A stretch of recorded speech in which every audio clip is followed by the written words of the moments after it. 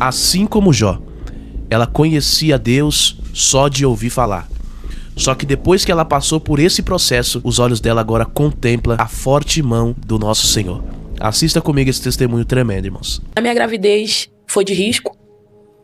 Só que com meus 7 meses, eu tive um sonho.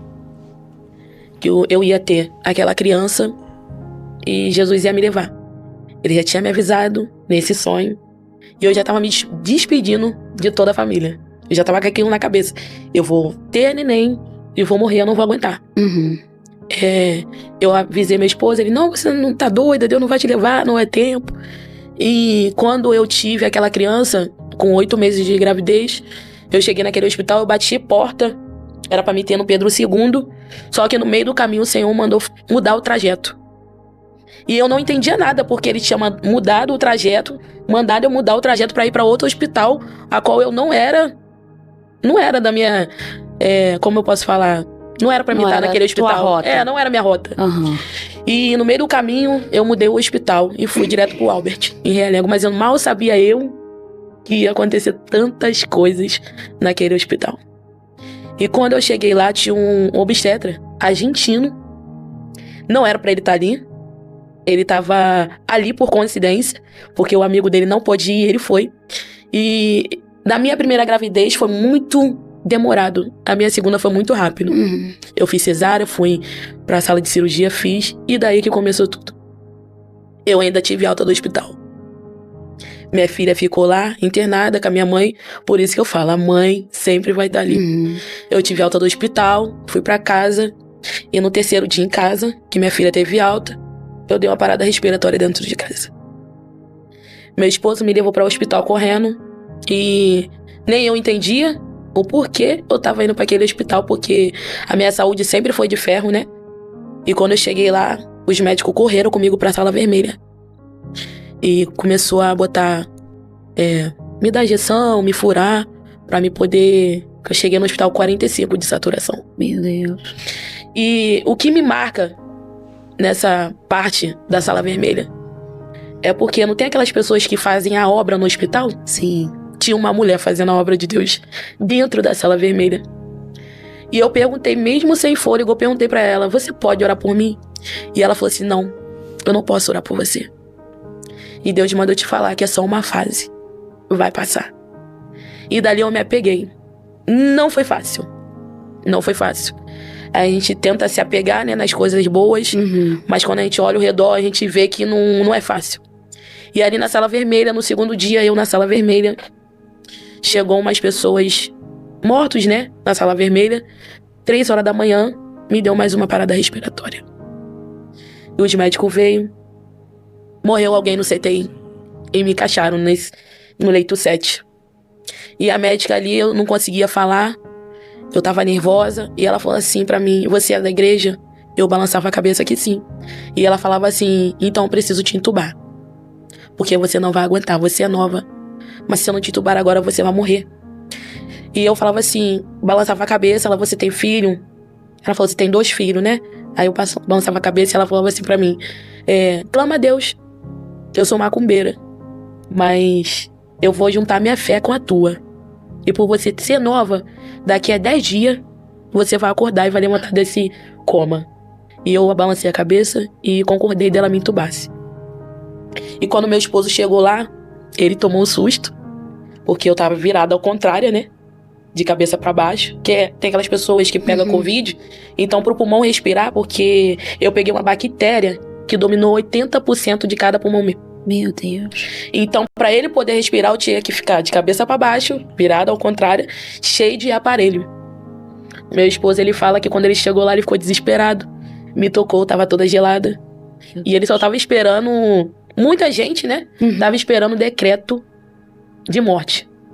E quando ele chegou lá, a médica falou assim, não, ela falou que poderia entubar ela. Ela deixou. E ele se tranquilizou e postou no meu WhatsApp pedindo oração. Por isso que é bom você ter amigos de guerra. Verdade. Que se juntam pra orar pela sua vida. Ele postou no status e pedindo oração pro pessoal. Ele fala que no 2º dia de oração, meu pulmão voltou 60%. Glória a Deus. E no terceiro dia, ele pegou na minha mão e eu acordei. A médica falou que eu só ia acordar depois de 10 dias. E eu acordei no terceiro dia. Glória a Deus. E no quarto dia eu já estava tendo alta do CTI. Aleluia. Mas um inimigo tão furioso comigo, faltando 10 minutos para me ter alta do CTI, eu dei mais uma parada respiratória. E volta eu pro CTI de novo. E chegou uma época ali dentro do hospital, dentro daquele CTI, que eu falei com Deus: Senhor, o meu templo não tá aguentando mais de ser furada. Se o Senhor quiser me levar agora, pode me levar, que eu acho que tudo que o Senhor queria passar para me poder aprender, eu aprendi. E ali o Senhor falou no meu ouvido, falou assim: é só uma fase, vai passar. E foi aonde Deus, ele me lembrou de um louvor. E ele fala assim: eu já preparei tudo, com detalhes seu futuro. Nada vai anular as minhas promessas. O que eu falei, eu cumpro. Do seu amanhã eu cuido. Sou o teu Senhor, filho amado. É só uma fase, eu estou do seu lado. E aí naquele louvor, toda vez que eu pensava, falava: Senhor, me leva, e ele me lembrava desse louvor. E foi o meu sustento naquele 30 dias de hospital. Meu Deus. Deus, ele foi meu sustento. O diabo, ele até apareceu pra mim falando que toda melhora era pra morte. Mas eu confiei naquilo que o Senhor, ele tinha me prometido. Ele falou: Tamara, eu te prometi, eu vou cumprir. De você ser contratada, de você cantar, de você contar o teu testemunho. E eu tinha esse sonho desde criança. Só que eu falava assim: vai acontecer. Mas às vezes a gente nem acredita. É tão distante da nossa realidade que a gente fala assim: Pô, será que vai? Se acontecesse, amém. Se não, é aquela forma da gente falar que a gente crê, mas... E duvidando, será que vai acontecer? E Deus, ele sempre falava, desde criança: eu vou soprar o seu nome nos 4 cantos da terra. Mas pra soprar o meu nome nos 4 cantos da terra, ele teve que me levar pro CTI. Precisava de um processo, né? É uma história. E foi muito difícil pra mim. Por eu ser nova, né? Foi muito difícil. No momento ali eu não entendia. Por quê? Eu não queria ter filho. Não queria ter mais um filho. E eu falava com Deus: Senhor, eu não queria ter, mas você me deu. E você me colocou aqui. Olha onde eu tô. E eu ali, e é muito difícil, Paloma. Quando a gente chega no hospital, a gente é totalmente dependente de nós. Da gente ir no banheiro, da gente se arrumar. E quando chega lá, ser dependente de outras pessoas. É aí que a gente vê o nosso estado, né? Que a gente não é nada, que a gente precisa e depende de alguém. Porque é nesse processo que o Senhor... Enfim, gente, né? É o processo da olaria, né? Que Deus leva o homem lá na olaria. Sim. E ele trata. Foi muito difícil pra mim. O momento naquele hospital. Os médicos não acreditaram que eu saí da intubação em 3 dias. Foi uma glória naquele hospital. Eu lembro como se fosse hoje. Um médico chegou pra mim e falou assim: você é a única pessoa diferente aqui nesse CTI. Aí eu falei assim: é porque eu sou da igreja. Aí ele: então eu entendi. Aí ele: você canta? Você faz o que na igreja? Eu falei: eu canto. Aí ele: você tem alguma coisa no YouTube? Eu falei: tenho. Aí eu falei meu nome, Tamara Diamante. E ele botou a televisão lá no CTI só pra ouvir o meu clipe. E ele falou assim: por isso que eu falei que você era diferente.